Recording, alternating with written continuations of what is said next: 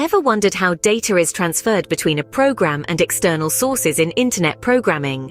This process is managed through input-output operations, often simply referred to as I/O operations. These are at the heart of many tasks in internet programming, allowing programs to interact with external resources like files, databases, networks, or user input devices. I/O operations make it possible to read from and write to files, send and receive network requests, and handle user input and output. Types of I/O operations can be broadly categorized into 4 types: file I/O, network I/O, user I/O, and database I/O. Each of these plays a crucial role in different aspects of internet programming, be it storing user-generated content, managing configurations, or enabling real-time bidirectional communication between clients and servers. So, are you ready to delve deeper into each type of I/O operation? Let's get started. Imagine you're building an application that needs to store user-generated content. How would you do it? This is where file I/O operations come in handy. File I/O operations are the bread and butter of data storage and retrieval in any application. They involve reading data from and writing data to files, which are crucial tasks in internet programming. But how do we perform these operations? Let's consider reading from files first. For example, you might have a configuration file that stores settings for your application. To read this file, you would use a built-in library in your chosen programming language. If you're using JavaScript with Node.js, you might use the FSE module. In Python, you might use the open function. And if you're a Java programmer, you could use the file reader class. These libraries and classes provide methods to open a file and read its contents, either line by line or all at once. On the flip side, writing to a file involves similar steps but in the opposite direction. Let's say you want to log some data or save user-generated content. You would use similar libraries or classes to open a file in write mode, write the data, and then close the file. In Node.js, you might use the fs.writeFile function, which writes data to a file in an asynchronous manner, ensuring that your application remains responsive while the file operation is in progress. But remember, file I/O operations are not just about reading and writing text. They're also about handling binary data, such as images or audio files. The same principles apply, but you would use different methods or libraries to handle binary data. File I/O operations might seem straightforward, but they are fundamental to the functioning of any application.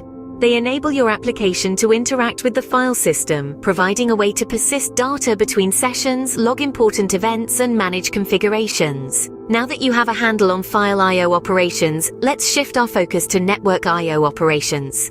Think about how websites load data from servers or how they interact with external APIs. This all comes down to network I/O operations, a fundamental part of internet programming. Network I/O operations involve sending and receiving data over a network. This can happen through different protocols, but the most common ones are HTTP, or Hypertext Transfer Protocol, and WebSockets. HTTP is the backbone of any data exchange on the web, and it's a client-server protocol. When you visit a website, your browser, acting as a client, sends an HTTP request to the server. The server then responds with the requested data, allowing the website to load. There are 2 sides to HTTP requests: client-side and server-side. On the client side, you might use JavaScript with the Fetch API or another library to send HTTP requests. For instance, when you fill in a form on a website and submit it, JavaScript can use Fetch to send that data to the server. On the server side, languages like Node.js can send HTTP requests to external APIs. This is useful for fetching data from other services or interacting with databases. Now, HTTP is great, but it's not real-time. It's a request-response protocol, which means if the server has new data to send to the client, it has to wait for the client to ask for it. This is where WebSockets come in. WebSockets enable real-time, bidirectional communication between clients and servers. With a WebSocket connection, the server can send data to the client as soon as it's available, and the client can send data to the server at any time. This makes WebSockets ideal for real-time applications like chat systems or online games. To establish a WebSocket connection, JavaScript on the client side can use the WebSocket API. Once the connection is open, data can flow in both directions, from client to server and vice versa, in real time. So that's the gist of network I/O operations. They're all about sending and receiving data over a network, whether it's through HTTP requests or real-time WebSockets. With Network I/O operations explained, it's time to look at how we handle user I/O operations. Ever clicked a button on a website or submitted a form? That's user I/O in action. Imagine you're browsing a website and you decide to add an item to your cart, or perhaps you're filling out a form to sign up for a newsletter. In both cases, you're engaging with user I/O operations. User I/O, or input-output, is all about handling user interactions on a web page, which can include anything from button clicks to form submissions and other types of events. At the heart of user I/O is JavaScript. This versatile language is what enables interactive user interfaces. It can handle user events on the client side, allowing your web page to respond to user actions. For instance, if a user clicks on a button, JavaScript can trigger a function or an action in response to that click. This is achieved using event listeners. Event listeners are a fundamental part of user I/O operations. They are essentially functions that wait for a specific event, like a user clicking a button or submitting a form, and then execute a block of code when that event occurs. For example, you might have an event listener that waits for a button click, and when that button is clicked, the event listener might change the color of the button or perhaps send a request to a server. Another important aspect of user I/O operations is manipulating the document object model, or DOM. The DOM is a representation of your web page that JavaScript can interact with. It allows JavaScript to change the content, structure, and style of your web page in response to user actions. For example, if a user enters their name into a form, JavaScript can take that input and use it to update a welcome message on the web page. This might involve finding a specific element in the DOM and changing its text content. So, whether you're clicking buttons, filling out forms, or interacting with a web page in any other way, you're engaging with user I/O operations. They are an essential part of creating interactive and responsive web experiences. Having mastered user I/O operations, let's look at the last piece of the puzzle: database I/O operations. Ever wondered how websites remember your preferences or store your posts? This magic is performed by database I/O operations.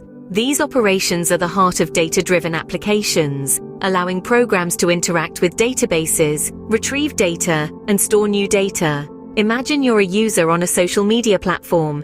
You've just written a witty post about your day and hit the post button. What happens next is a series of database I/O operations. Your post is sent from the user interface to the server, which then interacts with the database to store your post. This is the write operation in database I/O. Now let's say your friend logs in and wants to see your post. Their request triggers a read operation. The server communicates with the database, retrieves your post, and sends it back to your friend's user interface for them to enjoy your wit. These interactions with databases happen through queries, which can be written in a language like SQL for relational databases or using APIs for NoSQL databases like MongoDB. For example, to retrieve a specific record in an SQL database, you might use a select statement specifying the conditions that the record must meet. Similarly, to add a new record, you'd use an insert statement specifying the data to be added. But it's not just about reading and writing.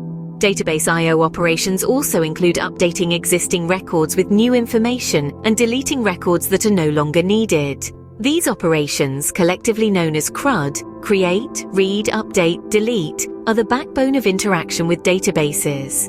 Database I/O operations are crucial for maintaining the dynamic nature of modern web applications, allowing for real-time updates and personalized user experiences. They enable the storage and retrieval of vast amounts of data, making them an essential part of internet programming. With this, we've covered all types of I/O operations. But what are the key points to remember? It's been quite a journey exploring I/O operations, hasn't it? We've delved into the world of internet programming and examined the crucial role of input-output operations. These are the lifelines that enable a program to interact with the world beyond its own code.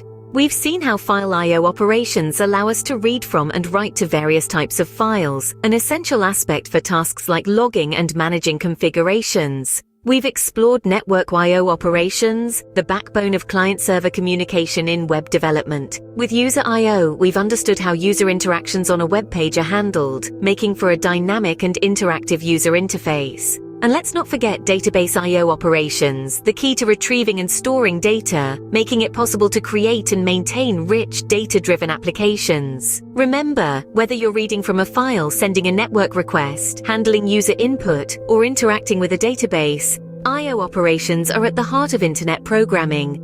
Keep exploring, and you'll become an I/O operations expert in no time.